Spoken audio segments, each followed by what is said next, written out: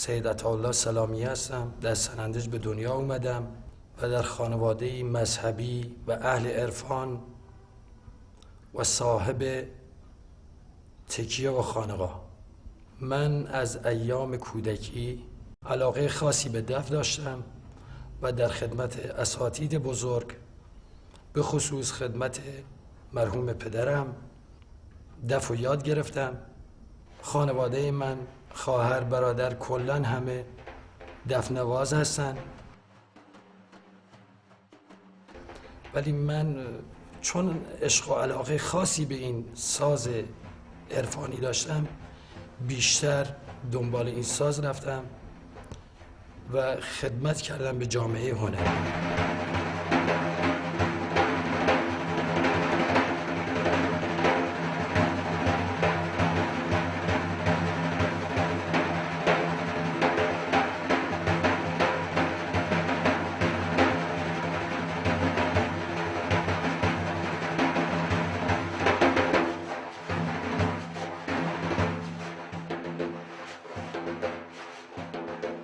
نزدیک به 30 سال 35 ساله که دف اومده تو موسیقی ایران. در کردستان سینه به سینه تا حال رسیده به من و دوستان من. حسی که تو نوازندگی مقامی هست جایگاه خاص خودش رو داره. 7 نوع مقام داریم، شاید بیشتر از تکایه هایی که تو کردستان هستن مقام های زیادی هم اضافه کرده باشن به مقام هایی که تو ذکر و سماع ازش استفاده میشه.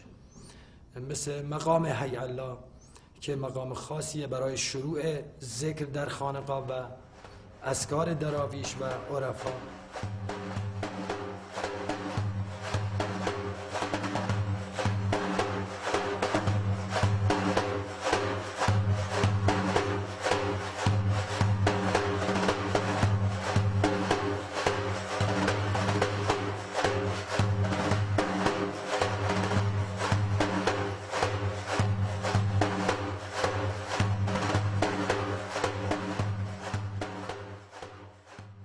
بعد از مقام حی الله میرسیم به مقام دائم، بعد از دائم به حدادی میرسیم و همینطور 7 مقام پشت سر هم انجام میشه و دراویش و ذاکرین با شنیدن صدای دلنواز دف به اون حالت سماع و از خود بی خود شدن میرسن و خودشون رو به معشوقشون وصل میکنن.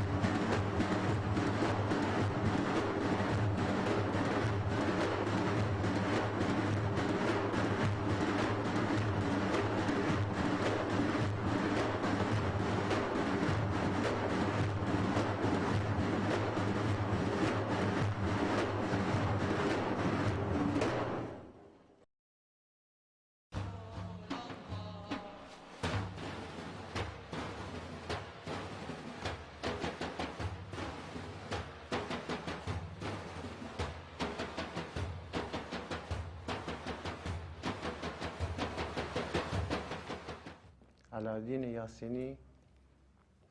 شغل من دف نوازی و دف زدن نیست، من کارگرم و مکانیکم دارم. من عاشق و دیوانه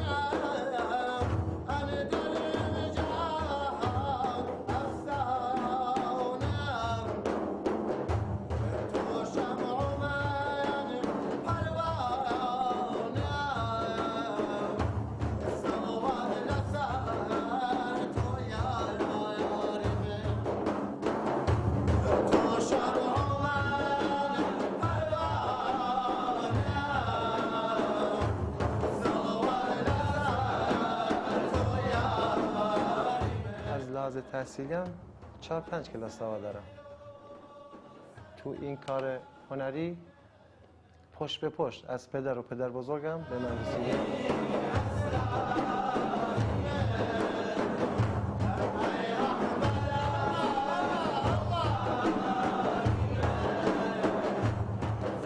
در خدمت ملت ایران و خصوصا کردستان 25 سال من کلاس دف دارم و هنوز هیچ پولی از هیچ کس نگرفتم، چون غذای روح منه.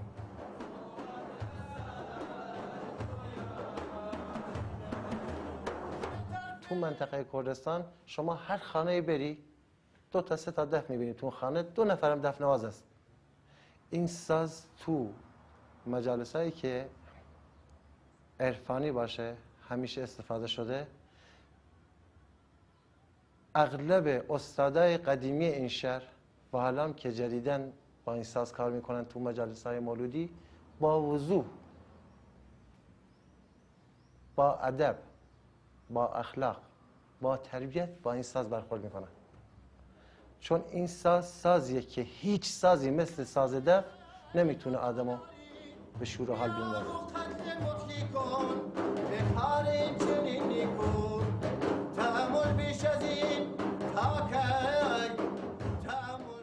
هست یه شعری خودش سواله، هیچ کس هنوز نتونسته که این یه بیت شعر رو تفسیر کنه.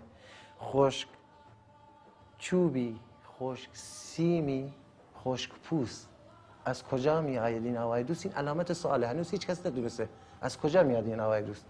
با یه دونه یه چوب، چند تا سیم و یه پوست، از کجا میاد که میزنه تو دل هر کس.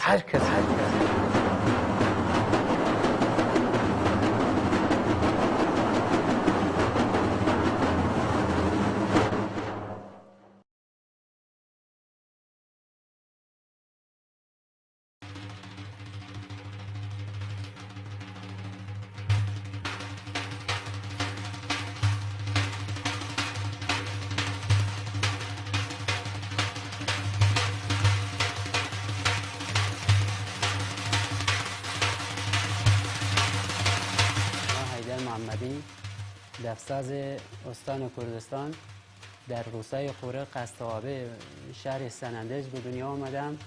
بعد مدت 15 سال سابقه کاری در رشته دفسازی دارم.